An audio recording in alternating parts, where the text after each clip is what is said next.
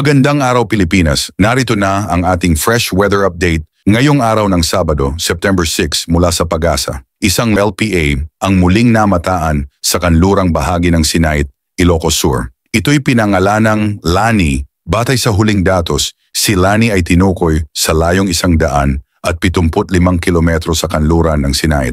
Patuloy din na nakaapekto ang sabagat sa Luzon at sa kanlurang bahagi ng Visayas. Sa Ilocos Region, Cordillera Administrative Region at Cagayan Valley, asahan ang maulap na kalangitan na may kalat-kalat na pag-ulan at pagkulog-pagkidlat. Ang sanhi nito, ang low pressure area. Mataas ang posibilidad ng pagbaha at landslide, bunsod ng katamtaman hanggang malalakas na pag-ulan.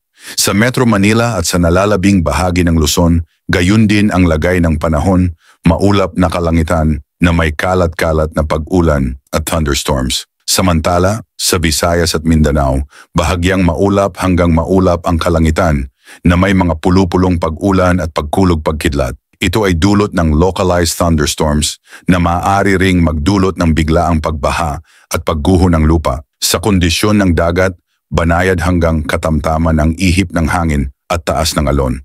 Sa Northern Luzon, ihip ng hangin ay mula Timog Kanluran hanggang Timog Silangan na may taas ng alon mula 0.6 hanggang 1.8 metro.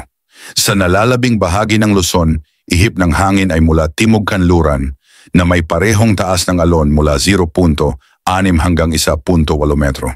At sa Visayas at Mindanao, banayad hanggang katamtaman din ang ihip ng hangin mula Timog Silangan hanggang Timog Kanluran na may taas ng alon mula 0.6 hanggang 1.2 metro.